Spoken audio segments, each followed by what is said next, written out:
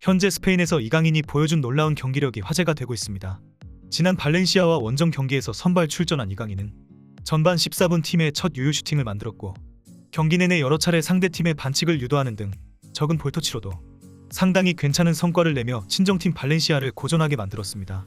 그리고 후반 82분 다니 로드리게스의 패스를 받은 이강인은 좌우로 몸을 흔드는 페인팅 동작으로 상대 수비수를 제친 다음 황금 같은 왼발 슈팅으로 경기를 결정지었습니다.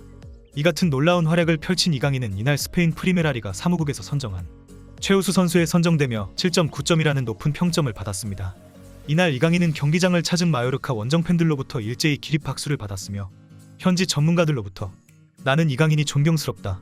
그의 경기를 한 방에 해결해버리는 크랙 능력은 환상적이다. 상대 수비수와 골키퍼는 이강인 앞에서 아무것도 할 수 없었다. 라는 찬사를 받았습니다. 그리고 이강인의 친정팀이었던 발렌시아 홈팬들은 경기를 결판짓는 역전골을 터뜨린 이강인에게 지속적으로 야유를 쏟아붓는 한심한 모습을 보였는데요. 그럼에도 이강인은 발렌시아 팬들에게 계속해서 미안하다는 제스처를 보이며 사과했습니다.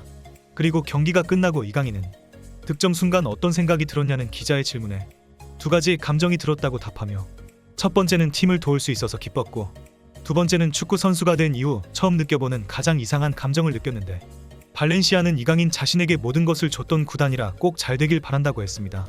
왜냐하면 어린 시절부터 뛰면서 성장할 수 있었던 것은 모두 발렌시아 덕분이라고 말했습니다. 그래서 발렌시아 팬들에게 감사하다는 말을 하고 싶다고 말하며 그들은 자신을 많이 도와주고 항상 응원해줬다고 말했습니다. 이 같은 인터뷰에 스페인 현지 팬들은 놀랄 수밖에 없었는데요. 이강인은 뛰어난 실력을 갖추고 있음에도 교만하게 굴지 않고 자신에게 야유하는 팬들을 상대로 끝까지 미안하다고 사과했기 때문입니다. 현지 팬들은 이강인에게 감탄하며 다음과 같은 반응을 보였습니다. 저 놀라운 한국 선수는 자신을 방출한 팀을 상대로 가장 통쾌할 수 있었던 복수의 순간에도 마지막까지 친정팀에 대한 예우를 지켰다. 나는 이강인의 뛰어난 실력과 훌륭한 인성에 찬사를 보내고 싶다.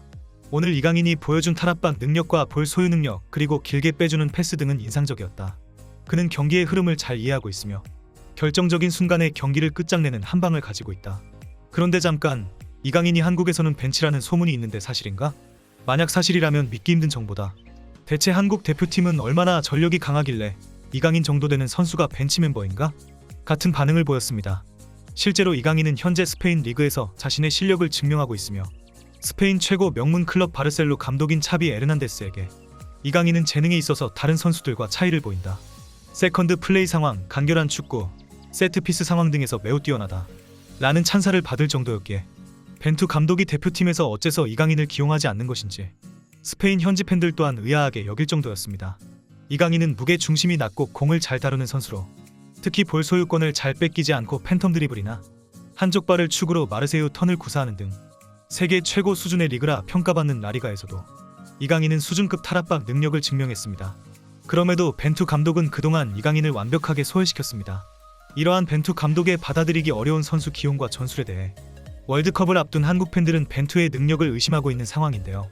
그는 한국 대표팀 역사상 최초로 일본과 경기에서 2번 연속 3대0으로 패배한 외국인 감독이라는 불명예를 가지고 있기에 팬들의 벤투 감독에 대한 비난과 의심은 계속되고 있는 상황입니다.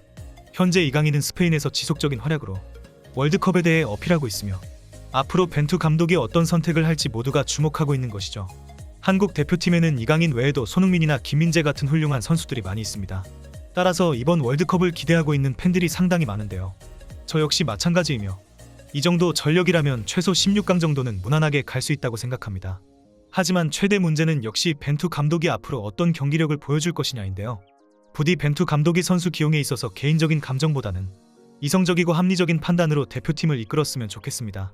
오늘 준비한 영상 여기까지며 시청해주셔서 감사합니다.